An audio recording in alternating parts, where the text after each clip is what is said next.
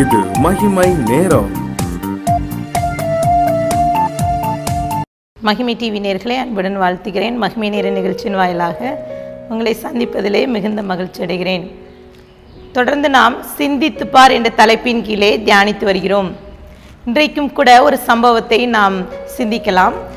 தாவீது கோலியாத் அந்த நடந்த சம்பவத்திலே சவுல் மன்னன் தாவீதுக்கு செய்த காரியத்தை குறித்து நாம் சிந்தனைக்கு எடுத்துக்கொள்ளலாம். தாவீது அவன் கோலியாத்தை வீழ்த்துவதற்காக அவன் சென்றபோது சவுல் தாவீதை பார்த்து, நீ இளைஞனா இருக்கிறாய், இவனோ சிறு வயதிலிருந்து யுத்த வீரன் என்று சொல்லி தாவீதை அவன் பார்க்கிறார். ஆனால் தாவீதோடு கர்த்தர் இருந்தார், அவனோடு கர்த்தருடைய கரம் இருந்தது என்பதை நிரூபித்து கோலியாத்தை வீழ்த்த கர்த்தர் தாவீதோடு உதவி செய்தார்.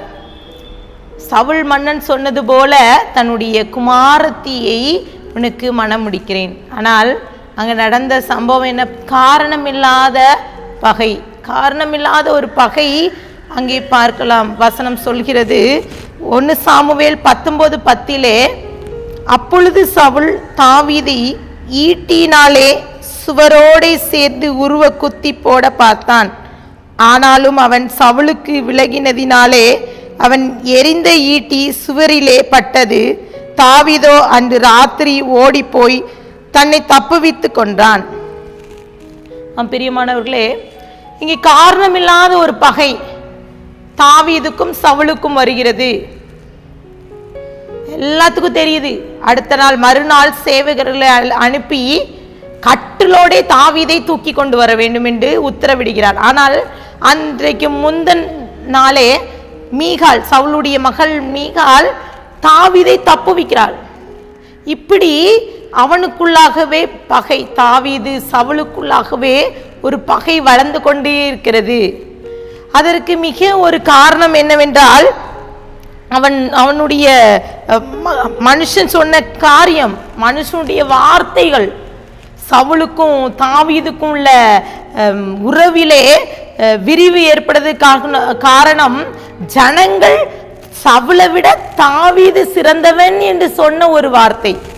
வசனம் சொல்கிறது 1 சாமுவேல் 21:11, சவுல் கொண்டது 1000, தாவீது கொண்டது 10000 என்று இவனை குறித்தல்லவோ ஆடல் பாடலுடன் கொண்டாடினார், பேசப்பட்டது என்று அங்கே சவுலுக்கு அறிவிக்கப்படுகிறது. இந்த ஒரு வார்த்தை, பிரியமானவர்களே, இன்றைக்கு குடும்பங்களிலே இதே போன்றுதான். ஏதோ ஒரு வார்த்தை சொன்னது நிமித்தம் ஒரு பகை. அவன் விடாது பகைத்து கொண்டே இருக்கிறான். பகை 1 சாமுவேல் 24:6 குறிப்பிடப்பட்டிருக்கிறது. சவுல் மன்னனை கர்த்தர் தாவீது இடத்தில் ஒப்பு கொடுக்கிறார்.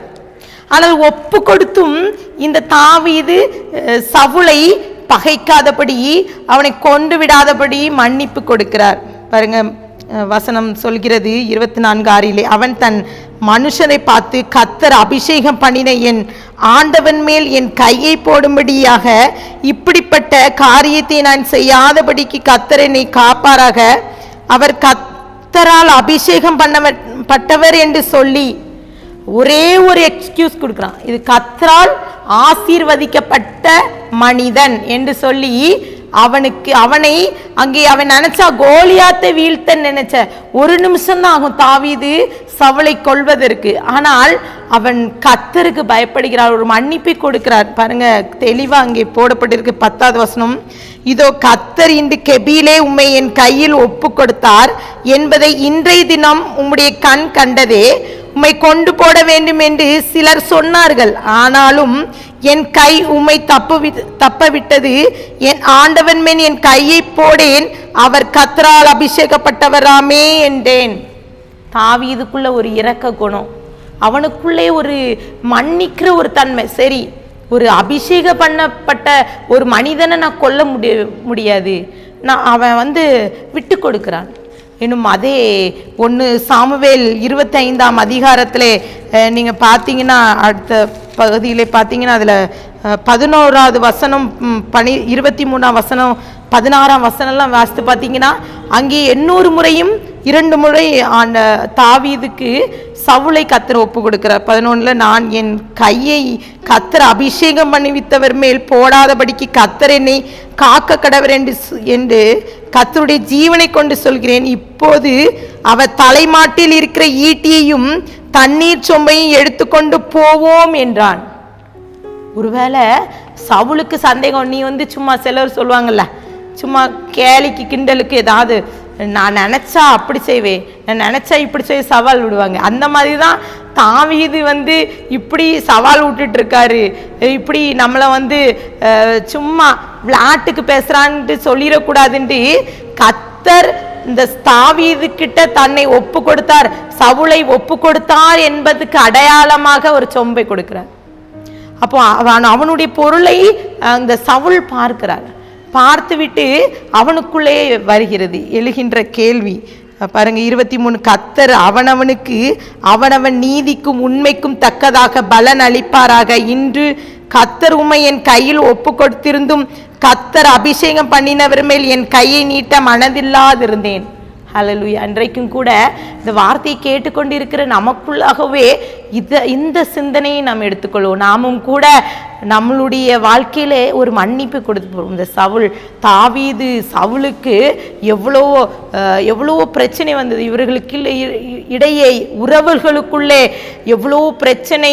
சவுல் எப்படியாவது தாவீதை கொல்ல வேண்டும், அழிக்க வேண்டும் என்று நினைத்தும் சந்தர்ப்பம் கிடைத்தும் தாவீது அங்கே மன்னித்து விட்டு விடுகிறான் சவுலை. பிரியமானவர்களே, இன்றைக்கும் நம்மிடமும் கர்த்தர் அந்த மன்னிப்பை எதிர்பார்க்கிறார். இந்த சிந்தனை நம்மளுடைய வாழ்க்கையிலே அதை நாம் மேற்கொள்ளும் போது கர்த்தர் மற்றவர்களுக்கு நாம் அந்த மன்னிப்பை கொடுப்போம். ஒருவேளை அதை கர்த்தர் விரும்புகிறார். ஆண்டவர் சமூகத்தில் ஒப்பு கொடுத்து ஜெபிப்போமா? அன்பின் பரலோக தகப்பனை ஸ்தோத்திரிக்கிறோம். இன்றைக்கும் கூட எங்களுடைய சிந்தனையிலே மன்னிப்பை குறித்து நாங்கள் பார்த்தோம். சவுல் மன்னனுக்கு தாவீது இரக்கம் பாராட்டினது போல எங்களுடைய வாழ்க்கையிலும் கூட நாங்களும் அறியாமையில் செய்த தவறு நிமித்தம் மற்றவர்களோடு நாங்களோட காரணமில்லாத சண்டை, பகை, இப்படிப்பட்ட காரியம், ஒரே ஒரு வார்த்தை சொன்னது நிமித்தம் பகை, இப்படிப்பட்ட காரியங்கள்லாம் மாற்றி நாங்கள் இந்த நாளிலும் நாங்கள் மன்னிப்புங்கிற ஒரு காரியத்தை நாங்கள் பெற்றுக்கொண்டு மற்றவர்களுக்கு அந்த மன்னிப்பை கொடுத்து உங்களுக்கு சாட்சியாக வாழ கிருபை தாங்க. உம்முடைய கரத்தில் கொடுக்கிறேன், தாழ்த்துகிறேன், மீட்பர் மூலம் கேட்கிற பிதாவே, ஆமென்.